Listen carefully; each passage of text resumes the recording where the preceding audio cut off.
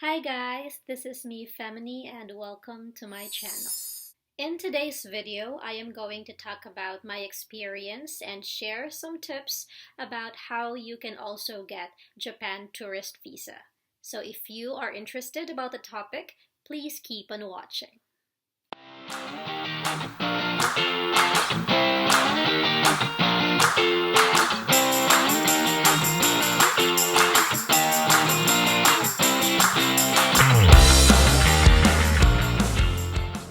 If you are new to my channel, please click the subscribe button and the bell notification para updated kayo sa mga new travel-related videos na i-upload ko. It is really important to apply for the correct visa depending on the purpose of your trip. So for me, I have only tried the tourist visa without guarantor or sponsor, so that is what I'm going to talk to you about right now. I have my aunt and cousins in Japan, but then I did not ask them to sponsor me because it's going to make my application more complicated because they will be asked by the embassy to provide documents to prove that they can support me, and that's going to be hassle for them. So what I applied for is the Japan tourist visa without sponsor or guarantor. As of the moment, Japan Embassy does not accept walk-in applicants, so you need an accredited travel agency to process your visa application. And since you need a travel agency to process your visa, I would recommend Discovery Tours. They have branches in Manila, in Cebu, and Davao City. And I processed my visa application in Davao City twice. And it's really fast. I was able to get my passport back in 1 week. Ganun kabilis. So how much are you going to pay for the travel agency? In Discovery Tours, you will have to pay 1,500 pesos. Kung sa Manila kayo, of course, it will be cheaper kasi malapit lang ang embassy. But since I applied in Davao City, I paid 1,500 for my first application kasi single entry yung in-applyan ko. And for the second time that I applied, I paid 1,700 kasi multiple entry yung in-applyan ko. Actually, I didn't really plan to apply for a multiple entry visa. Kaya lang, sabi nung isang staff doon sa Discovery Tours, I have high chances of being approved daw for a multiple entry kasi I have been to Japan already. So, since 200 pesos lang naman yung difference sa single entry and sa multiple entry, so nag-multiple entry na lang ako. And I was approved. My latest visa in Japan is a multiple entry visa for 5 years. So now we are going to talk about the requirements. The first requirement, and the most important of them all, is your passport. Now your passport needs to be valid at least 6 months on your flight date. Kasi hindi ka paalisin ng immigration officer if your passport is less than 6 months valid na lamang. And it has to have at least 2 blank pages para doon nila ilalagay yung visa mo and the immigration officer can stamp on it. And also, it has to be protected. Hindi pwedeng may punit, hindi pwedeng may sira, hindi pwedeng nabasa or whatever. So you really need to take care of your passport. The second requirement is a completely filled and signed application form. So there are 2 ways on how you can do this. The first one is you can download the application form and then type all the details and information and then print it and then sign it and then you have to give it to the agency. The second method is if you don't want to type it, you can go to the agency directly and ask them for a visa application form. And then you can just write down everything, all the details, and then sign it at the bottom. Now please take note that it is really important to fill out all the details in the form. If you think that an item is not applicable to you, you have to write down NA. Do not leave any space blank. Nung first time ko na mag-apply ng visa, I had it downloaded, I typed all the information, and then I printed it. The second time na nag-apply ako ng visa is that I went to the agency directly and asked for the form, and then I just wrote everything by hand using a black pen. Now, the tendency of using the method number 2 is that it's prone to making mistakes. So if you've had a mistake, for example, nagkamali kayo ng sulat, all you have to do is to write a horizontal line dun sa maling nasulat ninyo and then just write down the correct one on top of it. You cannot use correction tapes or liquid erasers or anything like that. So isang line lang, horizontal line, and then write down the correct one on top of it. Okay? The third one is a photo. So it has to have a white background, and as for the size, you can just simply go to the photo studio and they know exactly what you need once you tell them that you are applying for a Japan tourist visa. The fourth one is authenticated birth certificate from PSA. So it has to be new, it has to be requested within the year kung kailan ka nag-apply. For example, if you applied now, November 2019, dapat yung year doon sa bottom part ng birth certificate mo is also 2019. They're very strict when it comes to that, so you need to comply. Another thing is that if there are issues in your birth certificate, just like if you are late registered. Kasi yung friend ko, we were supposed to apply together, and then we figured out that she was late registered. So ang nangyari is that she was not allowed to apply her visa until she provides baptismal certificate and Form 137 from her elementary school.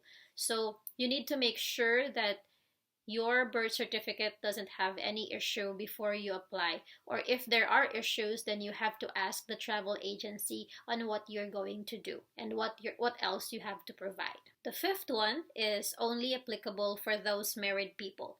Marriage certificate. So if you're married and you are applying together with your husband, you just need to submit one. Pero kung ikaw lang din ang nag-a-apply, you have to submit for yourself. Now, same with the birth certificate, it has to be requested on the same year kung kailan ka nag-apply. Number 6, proof of sufficient funds in a form of bank certificate and ITR. For the bank certificate, it has to be requested within 3 months kung kailan ka mag-a-apply ng visa mo. Bank statement is not really necessary, but it is a good supporting document para makita naman ng embassy ang flow ng pera mo. Hindi pwede na mag-o-open ka ng bank account ngayon and then mag-a-apply ka ng visa within the same month. And then maglalagay ka lang ng maraming pera doon on that same month. Parang questionable yun sa embassy. So it is really important that if you're planning to go abroad, you have to open a bank account right now. Kasi makikita sa bank certificate kung kailan mo inopen yung bank account mo. For the ITR naman, you can request it directly from your HR. But in any case where you cannot provide one because you're doing your job online and you're freelancer or you're just starting up your business, then all you have to do is to write an explanation letter addressed to the embassy stating all the reasons why you cannot provide ITR, and of course you have to be very honest. The 7th one is an outline of your travel plans in Japan. In short, your itinerary. Of course, it has to contain dates, the places that you want to go to, and a contact person. So you can actually get a copy of the itinerary form from the travel agency, and then you can just simply write down your plans, or you can download it. I will put the link in the description box so you can check it after watching the video. Now, in your itinerary, you have to write down the details of where you're going to on a specific day. The itinerary isn't really as detailed as what you think it is. The embassy would just want to know where you're going to on specific days. So for example, today is November 30th and you're going to depart from Manila to Japan. So yun lang isulat mo. That's it. And then on the next day, you're planning to go to Disneyland. And then after that, you're going to go to Shibuya Crossing. So that's it. Yun lang. But then you have to provide where you're going to stay. Kung saan yung address ng planned na hotel booking mo and the contact person or the contact number of that particular hotel or hostel. So yun lang. Madali lang, diba? But then, there are also supporting documents that you can submit to increase your chances of being approved. First one, if you are an employee, then you can submit Certificate of Employment. That will give the embassy an impression na hindi ka magti-TNT sa Japan and you will really go back to the Philippines because you have a job. And you can also submit your payslip as a supporting document sa bank statement mo to prove that you're really earning a regular amount of money monthly. The next one is hotel reservations. I would recommend booking.com because they offer free cancellation. You can simply book a hotel right now, print it out, and then give it to the agency for your visa processing. And then, in the event that you change your mind, you change your plan, you can simply cancel it. Because I think the latest date that you can cancel your reservation is a week before your flight. It is not recommended, but it's what I actually do. I book my plane tickets in advance and isinasali ko yun sa mga requirements ko. Hindi siya nire-recommend ng mga travel agent kasi there's a chance na baka ma-deny ka. Hindi naman kasi talaga natin alam kung ano talaga yung mga tinitingnan ng embassy when it comes to approving and denying our application. And kapag na-deny ka, sayang din naman kasi yung pera. Ako naman kasi, promo fares lang yung mga binubuk ko. So, it's cheaper than the normal price. Kaya di din ako natatakot na baka ma-deny ako. And as long as you are submitting original and real documents, you don't have to worry. Basta walang fake. Okay? In my next video, I will talk about how you can get cheaper flights and which company or which airline you're going to book from. And also, when are you going to book para makakuha talaga kayo ng the best, the cheapest possible airfares para sa mga dream destination nyo. So, watch out for that video. Some of my friends and former students asked me some questions related to visa processing, and I have summarized it into 5. I will also answer these questions right now. The first one is, what is the earliest date I can apply for Japan tourist visa? So I can say that it has to be 3 months, within 3 months kung kailan yung flight mo. So if you're planning to fly on July, then the earliest time that you can apply is around April. So April, May, June, July. Kasali pa doon. Okay? The second question is there an interview?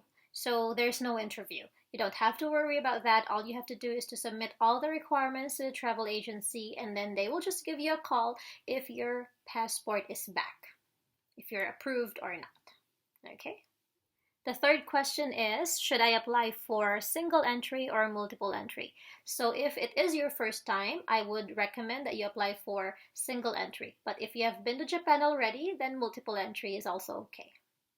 So the next question is, how long does it take for the Japan visa to be released? So as what I have said earlier, it's just 1 week. If you're in Davao, you can just easily get your passport within a week. But if you are in Manila, of course, maybe 2 to 3 days. And the last one is, how much should you put in your bank account? So it is recommended that you at least allocate 10,000 pesos for each day you're going to stay in Japan. So if you're planning to stay for 5 days, 50,000 show money is already fine. If you're staying for 8 days, 80 to 100,000 is already fine. So that's it for this video. If you find it informative, please give me a thumbs up. And if you still have more questions, just comment down and I will try to be as responsive as possible. Thank you very much for watching. Please subscribe to my channel for more travel-related videos like this. Bye-bye!